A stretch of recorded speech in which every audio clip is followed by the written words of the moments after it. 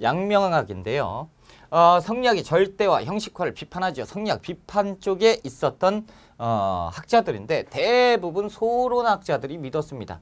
자, 일단 이 양명학이라는 게 무엇이냐라는 거죠. 누가 만드냐면 정제두가 만듭니다. 그래서 정제두는 강화도로 가서 자신들의 가족끼리 연구를 하는 것이, 이 가학의 형태로 연구를 하는 것이 양명학이에요. 왜냐하면 중앙 정치는 다 누구예요? 성리학이거든. 이 성리학을 절대화하는 과정에서 성리학을 비판하면 공격의 대상이 되겠죠. 그러니까 피하는 거예요. 그래서 강화도로 가서 이 그 성리학 이외에 양명학이라는 것을 연구를 해서 이것을 발전을 시키려고 했는데, 이 그 중앙 정계에 눈이 시퍼런 눈이 보이니까 이제 피한다고 가학의 형태로 계승을 합니다. 그래서 이들이 공부를 열심히 하다 보니까 정제도의 제자들이 이 사실을 알고 강화도로 가는 거예요. 그러면서 이 사람들이 강화도에서 공부를 하다 보니까 학파가 형성이 됩니다. 이른바 강화학파라고 부르는 거죠. 그래서 이 강화학파가 무엇을 연구했다? 양명학을 연구했다라고 보시면 돼요. 그래서 양명학의 내용은 심증리입니다. 인간이 곧 리다라는 거죠. 인간의 마음이 곧 리다. 이것도 이제 평등사상인데, 자, 지행합일이에요. 아는 것과 행동은 하나로 일치돼야 된다라는 얘기고, 취향지설, 이 모든 것들이 이제 양명학의 내용입니다. 그래서 심증리. 그래서 이제 양명학도 이제 평등 이런 것들을 지향했지요.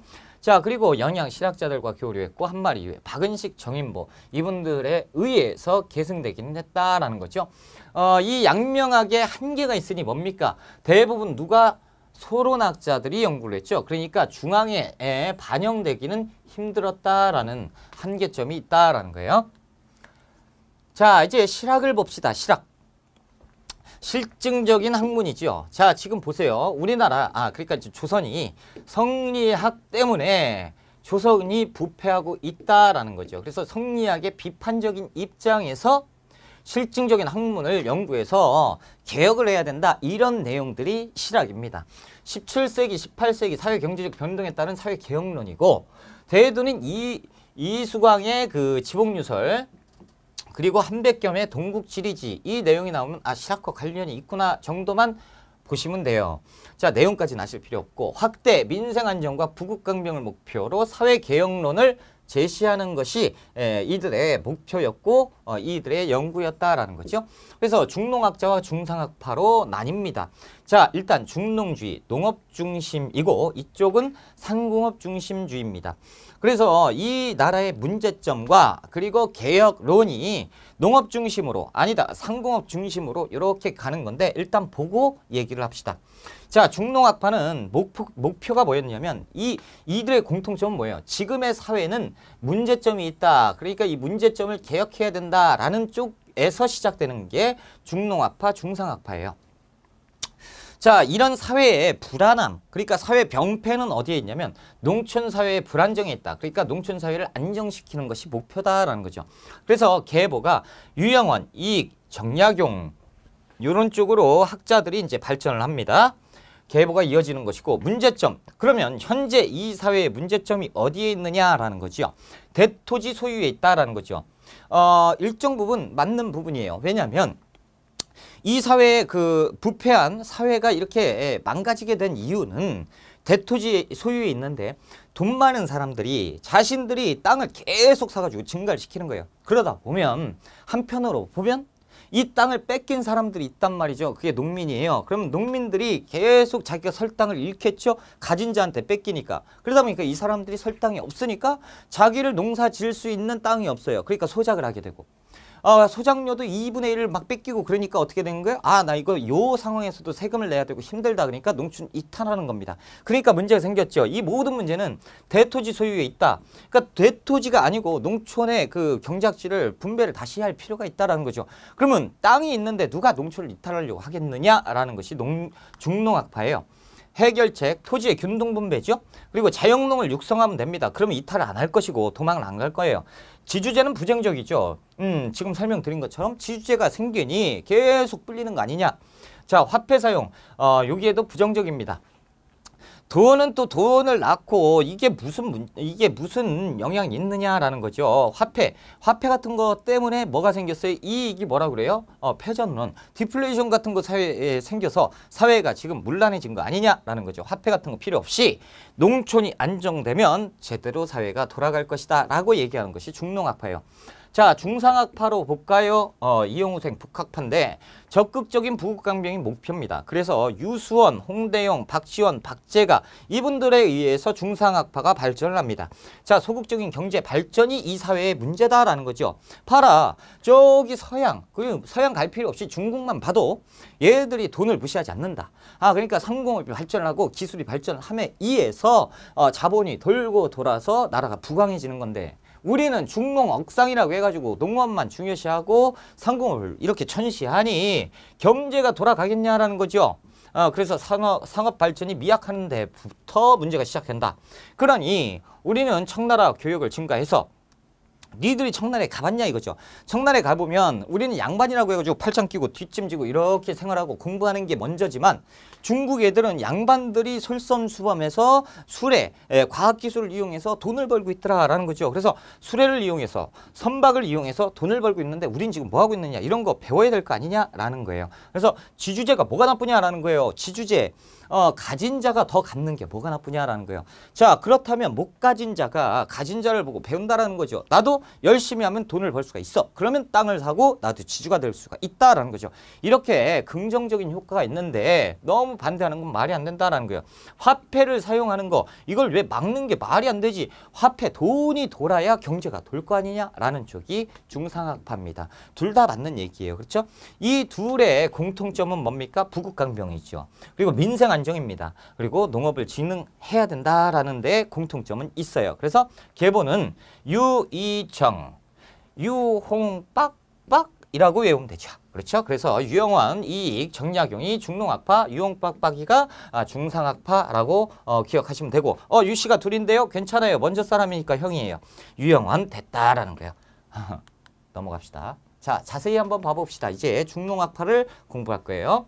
자, 유영원의 호는 반개입니다. 그래서 반개수록이라고 책을 저술을 했었고요. 이 책의 내용에 균전론이에요. 그래서 나눌 균이죠. 땅을 똑같이 나누면 된다라는 거예요. 그래서 대신 신분에 따른 차등 분배다라는 거죠. 그래서 유교적 한계성은 지니고 있었던 단점이 있다라는 거예요. 그래서 사농, 공상의 차별은 있다라는 거예요. 그러니까 선비는 조금 더 갖고 상공업을 하는 사람들, 상업을 하는 사람들은 조금 덜 갖고 해서 이렇게 차별은 두되 일단 분배는 해야 된다라는 것이 유영원의 균전론이다라는 거죠. 그래서 양반 문벌제도, 과거제도, 노비제도가 이것이 사회 병폐 중에 하나다라는 것에 중점을 뒀고, 우리는 유영원의 반개수록 그리고 균전론을 기억을 하자라는 거죠.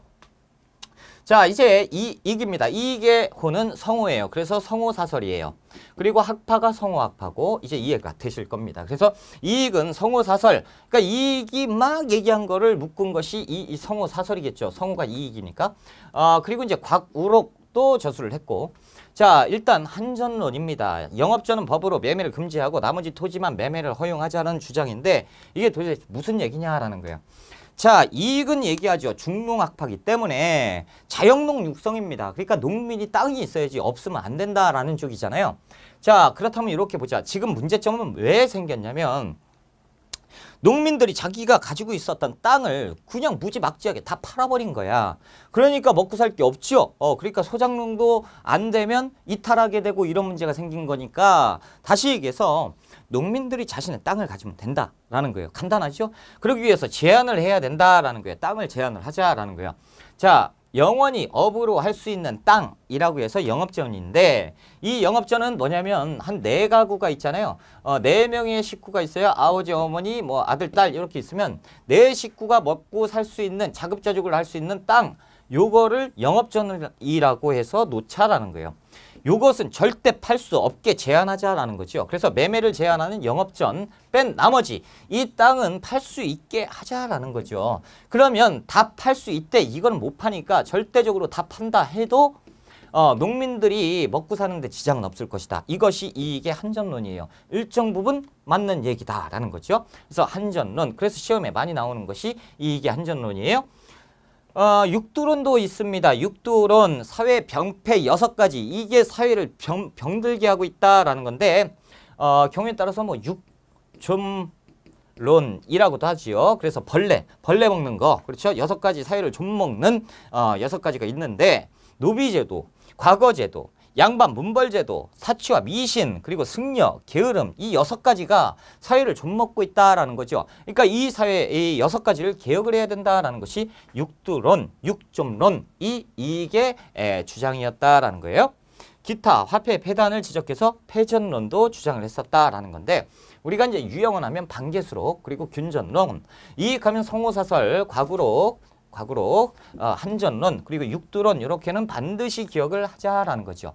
이제 유의정이니까 정리학용을 한번 봐보자라는 거죠. 정리학용의 호는 다산이고 당호가 또 있어요. 호가 또 있어요. 여유당입니다. 그래서 호를 많이 만들었어요. 그러니까 호가 하나다. 이렇게 그 정해진 건 없어요. 그래서 호가 많다라는 거예요. 자, 실학이 집대성을 하신 분이 정약용이죠. 그래서 신유박해 때 강진의 유배가죠. 그래서 강진의 유배가서 약 500여 권의 책을 만드니 그것이 여유당 전서고 여러분들이 500권을 다 외우려면 힘들잖아요. 그래서 시험에 나오는 몇 가지만 뽑아놨다라는 거죠. 자, 목민심서인데 목민관이 누구냐? 지방관이에요. 그래서 목민관이 지켜야 할 정치적 도리를 적어놓은 것이 목민심서. 그리고 경세유표는 지금 중앙에 정치가 썩어 빠졌는데 이 정치 썩어 빠진 것을 개혁을 해야 된다라고 해서 경세유표, 그래서 정치의 폐단, 개혁론에 대해서 써놓은 것이다라는 거죠. 흠흠신서는 뭐냐면 교도관이 지켜야 되는, 당시에는 감옥이었죠. 그래서 형옥관리들이 지켜야 되는 여러 가지 지침서가 흠흠신서. 기회론이라고 해서 기회론, 기술의 중요성을 강조를 한 겁니다. 그래서 사람과 동물의 차이는 기술에 있다라는 거죠. 사람은 기술을 쓸 수가 있다라는 거. 그래서 이 오기에서 거중귀와 배다리를 고안해 냈다라는 거고, 마구와 회통은 당시 홍역, 이 돌림병이었잖아요. 이것을 연구하고 종도법을 또 연구했었다라는 거죠. 마가회통, 종도법, 종도법. 됐습니다. 자, 이제 한번 넘어갑시다. 그럼 정약용의 사회개혁론 무엇이 있느냐? 여전론이 있어요. 여전론은 뭐냐면 마을 단위 공동농장, 공동경작, 그래서 수확량에 따른 분배인데 이게 뭐냐면 요거예요. 자, 요게 지금 뭐예요? 마을 여자잖아요. 마을여, 여기도 마을여, 마을 여자를 이렇게 놓은 겁니다. 그러면 A, B, C, D 가구가 농사를 지어요. 농사를 짓고 나서 이 여장이죠. 여장이 이것을 다 걷어요. 그 다음에 여기에서 똑같이 나눠서 분배를 하는 거죠. 그러면 이게 뭐예요? 공동 작업, 그렇죠? 공동 노동 그리고 공동 분배가 이루어진다라는 거예요. 그래서 이것을 정약용이 주장을 했었는데 정약용이 강진으로 유배 가서 가만히 생각해 봤더니 내 논리에 모순점이 있더라는 거죠. 그래서 무엇이 모순점이냐라는 거예요. 만약에 이 엿장이라는 놈이 나쁜 놈이면 문제가 생기는 거 아니에요. 그렇죠? 그래서 내 이론을 수정해야겠다. 그래서 정전제로 바꿉니다. 정전제는 간단해요. 자, 우물정자로 이렇게 나누는 거예요. 그럼 9가구입니까? 8가구예요. 그래서 가운데는 주인이 없어요. 그래서 8가구가 이렇게 농사를 짓고요. 그리고 시간 날 때마다 이 옆에 이렇게 해서 공동적으로 여기를 경작을 하는 거예요. 이렇게 시간 날 때마다. 그럼 여기 하나가 경작이 되겠죠. 그러면 이 마을에 이 8가구의 세금은 여기에서 나온 생산량 가지고 납부하고 나머지 거를 우리가 가져가면 되는 거 아니냐라는 것이 정전제예요. 그렇죠? 이 정전제, 정약용. 그래서 정약용 하면 여전제, 정전제 싹 다 기억하셔야 됩니다. 여전제로 시작했다. 정전제로 수척을 했다라고 기억을 하셔야 되고, 여유당 전서에 대해서 여러 가지, 여기 등이 빠진 거야. 그렇죠? 여러 가지 있어요. 이것만 있겠어? 500권인데. 됐습니다. 이렇게 해서 이제 유의정을 공부를 했고요. 우리가 이제 유홍 빡빡에 대해서 공부를 해보자라는 거죠. 중상학자예요. 그래서 상공업 중심으로 개혁론을 주장을 했었던 학자들. 자, 유수원입니다. 호는 농암인데, 자, 성향 우서를 작성을 했고요. 이 저술을 한 우서에서 산업공상의 직업적 평등화 전문화를 주장합니다. 신분의 귀천이 어디 있고 직업의 귀천이 어디 있느냐. 신분의 귀천이 있죠. 그러니까 직업의 귀천이 어디 있느냐라고 얘기를 하는 거예요. 그래서 산업공상의 직업적 평등화를 주장을 했습니다. 그래서 다 전문성을 띠고 있는 전문가들이다라는 것을 인정을 하고, 그래서 유수원하면 산업공상의 직업적 평등화 전문화를 주장했다라고 기억하시면 돼요. 자, 홍대용은 호가 담원이지요. 그래서 담원서 거를 저술을 했는데 여기에 이제 이마경륜, 의산문답 여러 가지 책들이 홍대용이 저술을 했고 자 여기에서 이제 그 문벌제도 철폐 실학자들 대부분은요 문벌제도를 비판하는 공통점은 있다라는 거예요. 그리고 홍대용이 뭐라고 얘기합니까? 지전설을 주장합니다. 그리고 우주는 무한하다라고 하는 무한우주론을 주장을 해요. 그래서 땅이 돈다라는 거죠. 그렇다면 이것이 무엇이에요? 세상의 중심은 중국이 아니다라는 거죠. 우주라는 것이 있고 우리는 우주 속의 하나의 개체일 뿐이고 지구는 계속 돌기 때문에 세상의 중심인 우리가 알고 있는 세상의 중심인 중국도 돌고 있는데 어떻게 중심이냐라고 얘기하면서 중화사상을 비판한 거예요. 오케이 됐습니다. 자 이제 박지원 연암 박지원이죠. 그래서 열하일기를 저술을 했어요. 그리고 관홍소초인데 관홍소초 같은 게 가끔 이제 시험 문제 나오는데 왜 그러냐면 박지원이 얘기하는 거예요. 농업도 중요하다라고. 박지원은 유흥 빡빡해가지고 분명히 중상학파인데 농업을 중시했다고요? 네, 농업에도 관심을 가졌던 게 관홍소초입니다. 그래서 대토지 소유를 비판한 것이 이 책에서 나와요. 아무튼 박지원에 대해서 공부를 해보자라는 거죠. 열하일기. 열하일기는 뭐냐면 열하가 청나라 수도입니다. 그러니까 열하에 갔다 와서 쓴 기행문 일종의 이런 거예요. 그래서 우리가 내가 가서 보니까 이런 것들이 있더라. 그래서 신기해서 막 적는 거죠. 우리가 배워야겠다라는 거죠. 그 내용 중에 대부분이 뭐예요? 수레와 선박을 이용하고 있다. 중국에 갔더니 중국 애들도 그 양반이란 자들이 어떻게 과학을 이용해서 과학기술을 이용해서 돈을 벌고 있더라라는 거죠. 우리도 배워야 된다라는 거예요. 화폐가 유통되는 건 당연한 것이다라는 거죠. 양반 문벌 이런 것들이 엉망이다라는 거죠. 이거 가지고 지금 그 뭐라고 할까 밥그릇 싸우러 하고 있고 이것이 말이 되느냐라는 거죠. 대토지 소유 이딴 것들 때문에 농민이 지금 힘들어하고 있지 않느냐라는 거예요.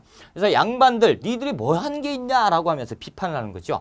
양반전, 허생전, 호질이 있는데 양반전은 이런 겁니다. 그 지역 동네에 양반이 하나 살고 있는데 양반전은 그거예요. 그 지역에 양반이 있는데 양반이 먹고 살 게 없어요. 근데 돈 많은 사람이 제가 양반 살게요 라고 하니까 내가 이 양반을 팔겠어. 그래서 돈 주고 팔았어요. 그리고 이 양반이 그 돈을 받았죠. 그래서 기분이 좋다라고 좋아하고 있다라고 해서 양반이 있다고다라고 하면서 비판한 거예요.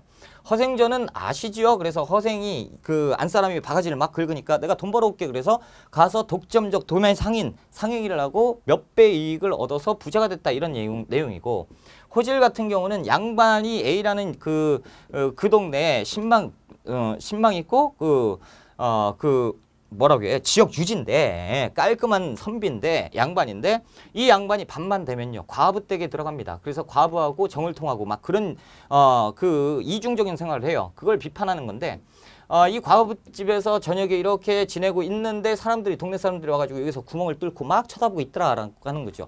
그리고 이상해가지고 딱 봤더니 내가 지금 걸린 거야. 이런 부정을 저지르고 있는데 이걸 걸린 거예요. 그래서 산으로 도망갑니다. 창피해서. 그래서 산으로 도망간 양반 이렇게 있는데 구덩이에 툭 하고 빠져요. 그러니까 툭 하고 빠졌더니 누가 파는 거냐면 호랑이가 파는 거죠. 그래서 호랑이가 호되게 질책을 하는 내용입니다. 이게 호실이에요. 양반이라는 것들이 말이지 겉으로는 이렇게 하면서 지금 막 이런 그래놓고 지금 뭐? 나보러 살려달라고? 이렇게 되는 거죠. 그러니까 양반이 살려주세요. 그래요. 그러니까 살려줘요. 이렇게 딱 살려줬더니 양반이 양반 체면에 이러고 있는 거예요. 그러니까 안 꿇어 잡아먹어버릴까 보다.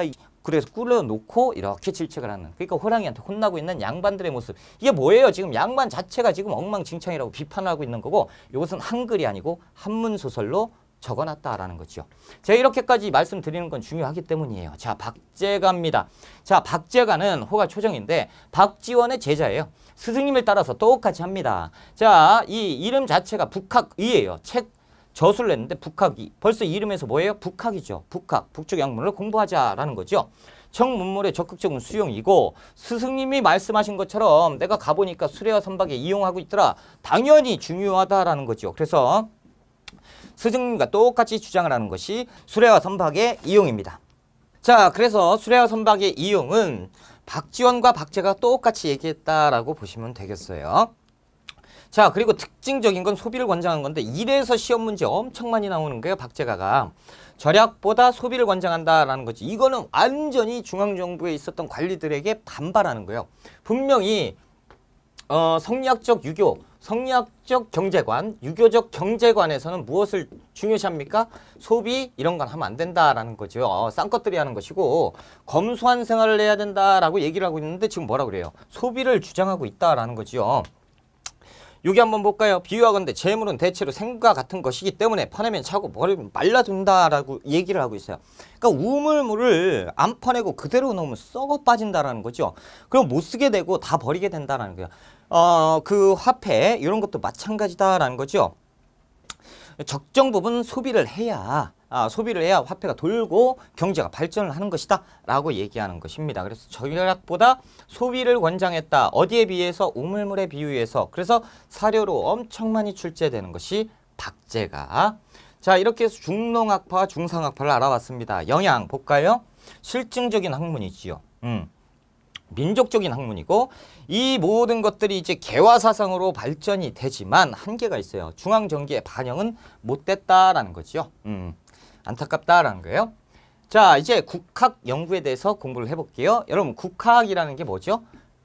나라 국자를 쓰고 학문 학자를 쓰는 겁니다. 이게 국학인데, 다시 얘기해서 국학이라고 하면 우리나라의 모든 학문을 국학이라고 해요. 국학하니까 뭐 국악 뭐 이런 게 아니고 국학. 그러니까 이제 한국사, 우리나라 역사죠. 그리고 한국어, 우리나라 국어, 그리고 우리나라의 문화가 있는 한국 지리, 그리고 우리나라의 문화, 뭐 이런 것들 다 통틀어서 연구하는 거 국학자라고 불러요. 그러니까 이제 역사, 지도, 지리, 국어 이런 것들 다 국학이겠죠. 그래서 국학자들의 연구사항을 좀 봐보자라는 거예요. 18세기의 역사 어떤 것이 있느냐? 안정복의 동사 강목이 있는데 안정복의 동사 강목이 시험에 나온다면 이게 꼭 나옵니다. 사만 정통론. 그래서 이 내용은 꼭 좀 기억을 좀 해 주십사라는 거죠.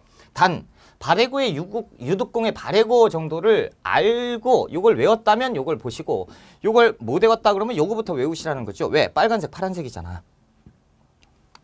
빨간색은 반드시 알아야죠. 유득공의 발해고는 항상 나옵니다. 어디서부터 나왔어요? 우리가 발해사부터 남북국 시대에 남북국을 최초로 얘기했던 사람이 누구예요? 유득공이죠. 유득공이 어디에서? 발해고에서 처음으로 남북국 시대를 주장했습니다. 남쪽으로는 통일신라, 북쪽으로는 발해가. 이 모든 것이 우리의 역사다. 그래서 이 시대를 남북국 시대라고 불러야 된다라고 주장을 하신 분이 유득공의 발해고예요. 자, 그리고 안정복의 동사 강목 사만정통론을 주장을 했었고요. 이종유의 동사, 이긍희의 연료, 실, 기술 등이 무슨 내용이냐 나오면 그냥 틀리세요. 이게 설마 나오겠어요? 안 나와요. 이렇게 나오면 너무 어려운 거고 단지 이렇게 나올 때 뭘 얘기하냐면 시대를 묻는 문제를 물어봅니다. 그러니까 이런 역사서가 언제 나왔느냐 그러면 조선 후기 이렇게 보시면 돼요. 자, 19세기 한치윤의 해동 역사가 있었고 됐고요. 이 정도만 하면 돼요. 김정희의 금석가항록은 다 아셔야 됩니다. 자, 예전에 북한산비, 그러니까 이제 진흥왕 순수비 있죠? 북한산비가 북한산 꼭대기 있었단 말이야.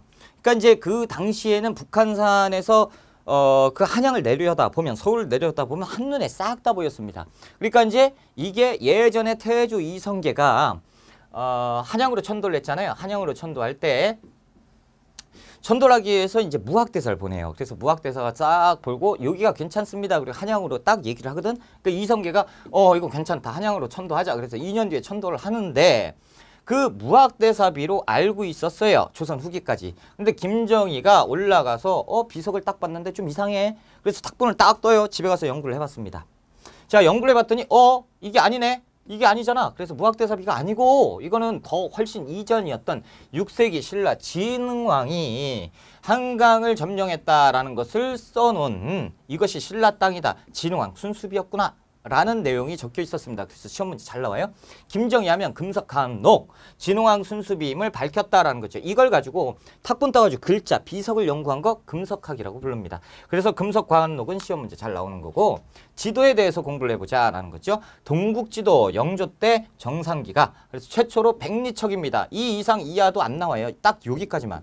자, 대동여지도인데 심리척이죠. 그래서 실칙지도입니다. 그래서 철종 때 김정호가 대동여지도를 쓰는데 심리척이고 눈금이 표시되었다라는 거죠. 총 22척의 목판으로 인쇄되어 있는 분첩절첩식인데 이게 뭐냐면 자 보세요. 이게 대동여지도예요.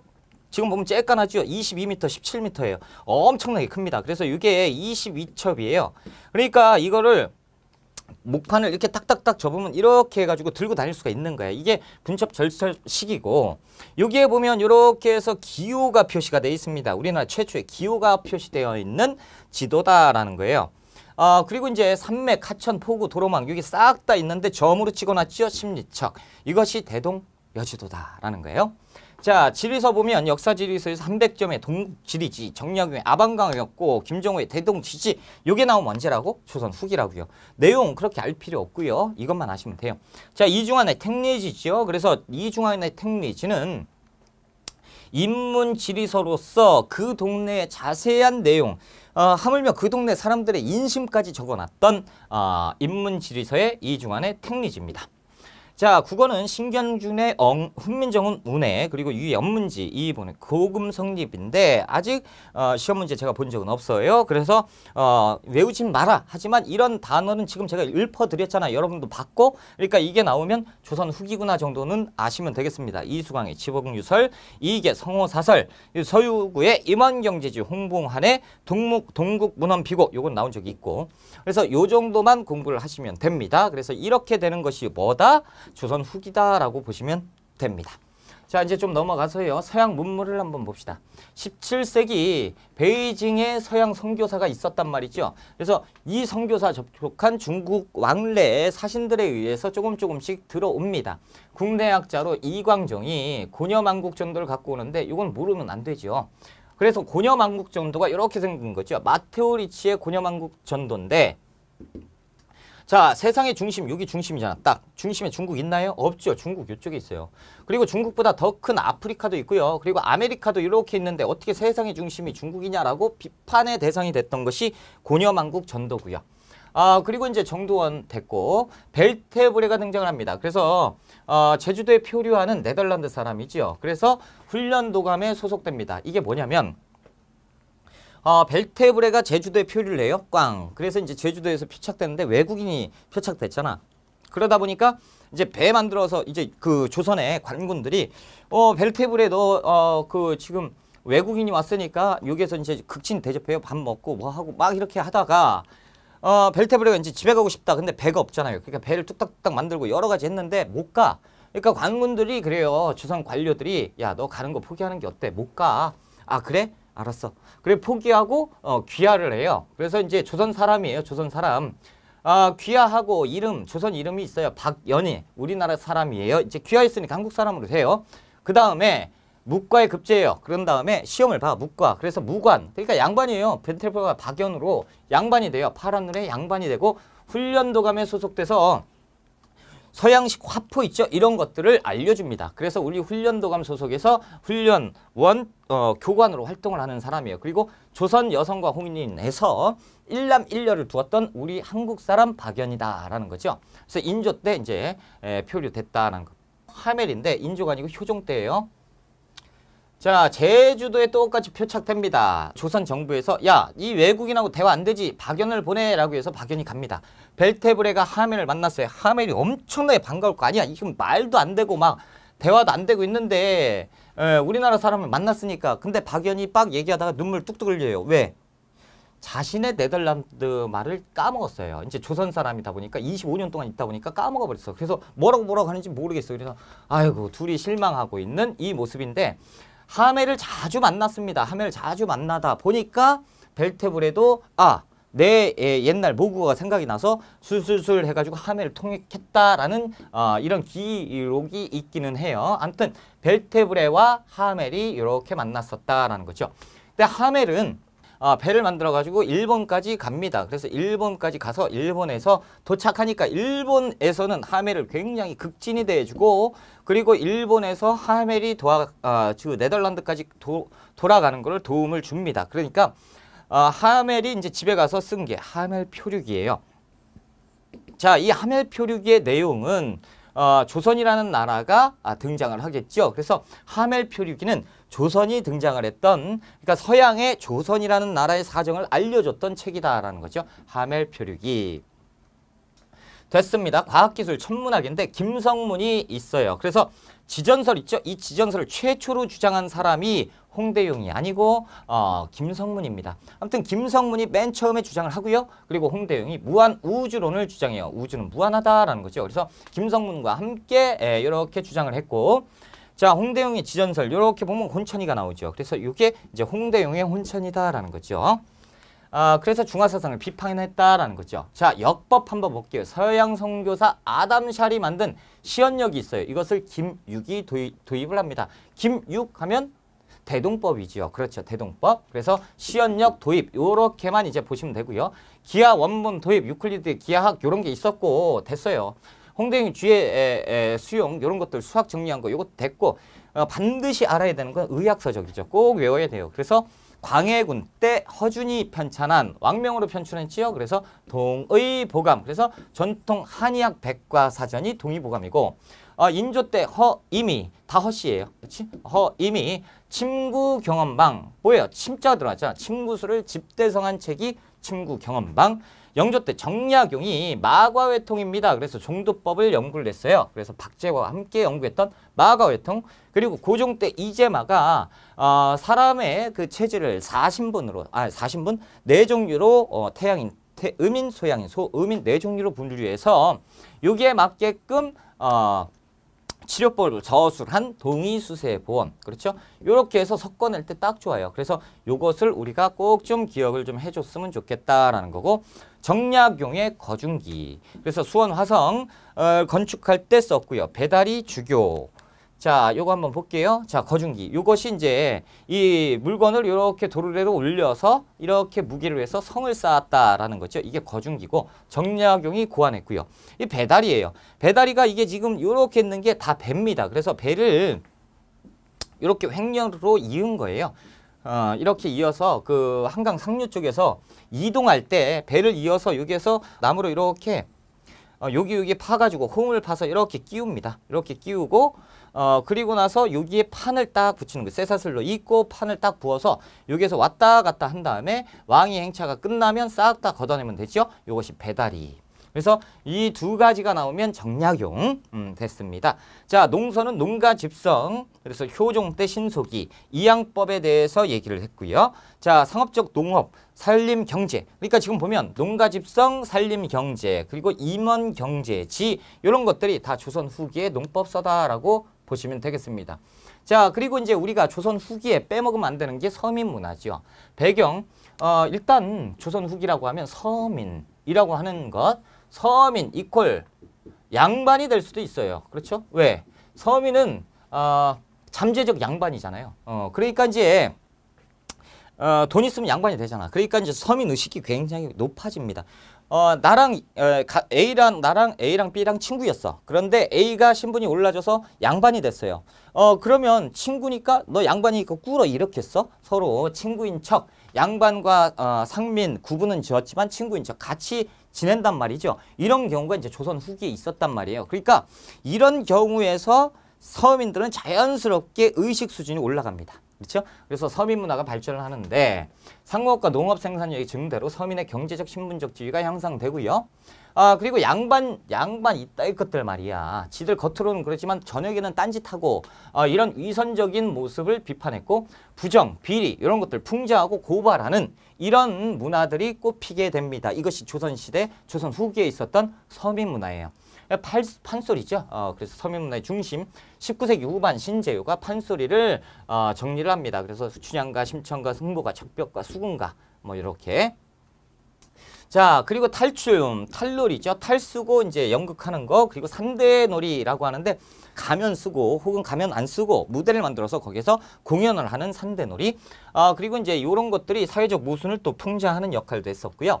홍길동전, 춘향전, 별주부전, 심첨전, 장화홍련전이라고 해서 한글 소설이에요. 그래서 한문 소설은 뭐였죠? 여기 있잖아요.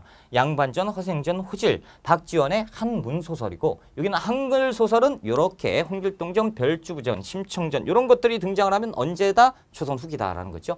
사설시조, 서민들의 솔직한 감정을 표현하면서 중얼중얼 대면서 읊조렸던 시조가 있었다라는 거죠. 남녀 간의 사랑 그리고 현실도 비판했고 이런 비판적인 내용이 등장을 하면 조선 후기로 보셔도 무방하다라는 거죠. 그리고 이제 한문학.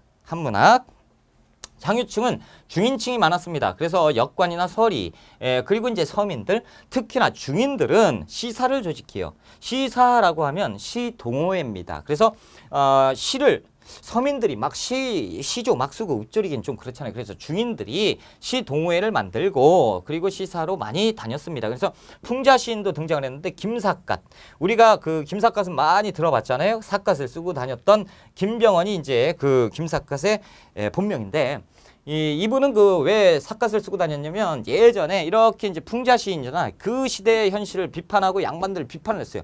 막 욕을 했는데 나중에 알고 봤더니 우리 할아버지였어. 그러니까 이제 하늘을 보기가 부끄럽다 해서 삿갓을 쓰고 다녔던 김삿갓입니다. 자, 이제 그림을 볼 건데 그림은 무조건 나온다고 보셔야 돼요. 무조건 나옵니다. 18세기 전반, 후반 이렇게 해서 나눴는데 정선의 진경산수와 진짜 경치 같은 산수를 그렸다라고 해서 진경산수하고 인왕제색도, 금강전도 이런 것들이 있었으니 정선이 그렸다라는 거죠. 자, 보세요. 진짜 경치처럼 그려놨습니다. 이게 금강전도, 금강산을 그려놓은 그림이에요. 아주 아름답죠. 그래서 이 그림이 나온다면 뭐예요? 그 정선의 진경산수와 인왕제색도입니다. 자, 인왕제색도 아주 아름답죠. 그래서 이 두 가지는 시험 문제에 잘 나오는 거예요. 그래서 조선 후기의 정선의 그림이다라는 것을 알아두셔야 되고요. 자, 그리고 18세기 후반 김홍도, 신윤복, 김득신 이분들에 의해서 풍속화가 유행합니다. 여러분, 풍속화라고 하면 풍속이 뭐죠? 그 시대를 그린 거죠. 그래서 풍속, 그 시대 사람들이 어떻게 살았는지 그것을 자연스럽게 그림으로 담아낸 김홍도와 신윤복 그리고 김득신이 있다라는 거죠. 자, 김홍도와 신윤복의 그 가장 구분할 수 있는 특징은 뭐냐면 김홍도는 익살스럽다라는 거죠. 그림이 소탈하고 가볍다라는 거예요. 그래도 그 재미있게 그리려고 노력을 했었던 김홍도예요. 그래서 박가리, 추수, 시름, 서당 이런 것들이 있고, 신윤복은 양반들의 유흥 그리고 남녀 간의 애정을 그렸습니다. 원래 신윤복의 그림은 굉장히 야합니다. 왜 야하게 그려놨냐면 월화정인 같은 것도 야하진 않지만 남녀 간에 이렇게 끌어안고 있는 모습이 있어요. 그리고 달빛 아래에 있습니다. 그래서 이 담장 옆에서 누가 이렇게 쳐다보고 있어요. 이게 무슨 얘기냐면 야한 짓을 한다라는 거예요. 양반들이 해치거리를 한다라는 거죠. 그래서 낮에는 이렇게 근엄한 모습으로 이렇게 하면서 호령하고 있는데 밤에 가면 이상한 짓 다 하고 있더라라는 양반들의 그 부조리를 풍자한 거예요. 그래서 신윤복은 조금 애정행각이라든가 유흥적인 면을 그렸고요. 김홍도는 소탈 익산스러운 필치로 그림을 그렸다라는 거죠. 김득신은 김홍도의 화풍을 계승했습니다. 그래서 파적도 이런 게 있는데 한번 보자라는 거죠. 자, 이 김홍도의 그림, 그래서 이제 사람 있는 그 자체를 싹 다 그려놨어요. 그래서 여기 보면 그림이 되게 재미있게 그려놨습니다. 좀 뭐라 그럴까, 좀 기분이 좋아지는 그런 풍속화. 김홍도고요. 단오풍정 보세요. 신윤복입니다. 그래서 여기에서 멱을 감고 있잖아요. 이거 확대하면 별로 안 좋아요. 그렇죠? 여성의 가슴이 노출되어 있는 그림이고 이쪽에서 이제 쳐다보고 있잖아. 몰래. 그렇죠? 이런 것들 조금 야한 그림들이 들어오는데 그나마 안 야한 그림이기 때문에 시험 문제 잘 나오는 단오풍정이에요. 그렇죠? 자, 그리고 파적도인데 이게 묘박 개추도예요. 자, 지금 왠지 이 인물이 김홍도의 인물과 비슷하다라는 거예요. 그렇죠. 등장인물이 느낌이 좀 비슷하죠. 자, 여기에서 보면 이 고양이가 있는데 고양이가 입에 뭘 물고 있냐면 병아리를 물고 있어요. 그래서 병아리를 물고 도망가고 이 닭이 내 새끼 내놔 그러면서 쫓아가잖아. 그러니까 닭에 쫓기는 고양이. 그래서 이름하여 묘박개추 도라고 부르는 거예요. 파적도의 그림입니다. 김득신의 그림이에요. 그래서 이 김홍도가 아니라는 것도 기억을 해 두셔야 됩니다. 됐습니다. 이제 넘어가시고. 자, 그림 또 하나 봅시다. 강세황이에요. 강세황의 영통 동구도. 그래서 영통골 입구도인데 서양화 기법으로 되어 있어요. 자, 이 강세황은요. 김홍도의 스승입니다. 라는 거죠. 자, 보자. 여기에서 보면 지금 이 영통골 입구도입니다. 자, 지금 보면 왠지 이 필지 자체가 정선의 금강전도, 인왕제색도하고는 조금 느낌이 틀려요. 그래서 서양화 기법으로 그린 강세황의 영통 동구도, 영통골 입구도고, 이것은 이제 민화입니다. 민화는 그냥 백성 민자를 쓰는 거죠. 그래서 작자 미상입니다. 작자는 몰라요. 까치호랑인데 왜 까치호랑이에요? 까치하고 호랑이가 있으니까. 그렇죠? 이 민화는 왜 그린 거예요? 이 백성들의 소원, 소박한 소원을 담아서 그렸습니다. 그래서 그냥 민화. 그래서 백성들이 많이 그렸다라는 거죠. 자, 서해에서 김정희, 김정희 후는 추사죠. 그래서 추사 김정희인데 김정희도 그림을 그렸습니다. 이것이 세안도지요. 김정희가 나중에 제주도로 유배를 가는데요. 이 유배지에서 그림을 그린 것이 세안도입니다. 그리고 이 김정희 하면 두 가지, 추사 김정희, 추사체지요. 그리고 세안도도 시험에 나오고, 건축물은 보통 이렇게 이제 금산사, 미륵전, 법주사, 팔상전 요런 그림이래. 이런 건축물이 있는데요. 보세요. 전북 김제에 있는 금산사, 미륵전이 몇 층이며 하나, 둘, 3층이고요. 자, 법주사, 팔상전이죠. 시험 문제 엄청 많이 나오는데 충북 보은이에요. 하나, 둘, 셋, 넷, 다섯, 5층으로 돼 있지만 안에 들어가 보면 통으로 하나의 통층으로 돼 있습니다. 외관은 다층이지만 내관은 통층이다. 화암사 각황전 2층으로 되어 있지만 안에 들어가면 통층으로 되어 있고, 정북 부안에 계암사 대웅전도 이런 식으로 크게 지었다라는 것도 이제 한번 보세요. 사진이 나오니까 제가 한번 체크를 해드린 거고, 19세기는 이제 경복궁 근정전인데 이건 이제 그 다음 시간에 공부할 거고, 자기 청화백자가 유행을 합니다. 청화백자는 어떻게 생겼어요? 이렇게 생겼습니다. 청화백자. 그렇죠? 이것이 이제 조선 후기에 유행했던 청화백자고, 다양한 형태의 공예품이 출현을 했습니다. 그리고 음악, 양반층. 그렇죠? 양반층이 가곡, 시조, 서민들은 민요, 광대, 기생들이 판소리 이런 것들이 유행을 했다라는 거죠. 그리고 백자가 일반 평민들에게까지 이렇게 퍼질 때는 조선 후기입니다. 자, 이렇게 하고 우리가 이제 조선 후기가 마무리가 다 됐습니다. 그래서 조선 후기는 여기까지 끝나고 이제 다음 시간부터 우리가 근현대사를 갈 거예요. 그래서 지금까지 공부한 게 전근대사라고 해가지고 지금 시험에 한 65점 정도 공부를 한 겁니다. 그래서 이제 근현대사 35점 혹은 40점 공부를 할 거예요. 그래서 우리가 한 3분의 2 정도는 공부를 했고요. 이제 남아있는 근현대사는 조금 쉬었다가 3분의 1 공부할 겁니다.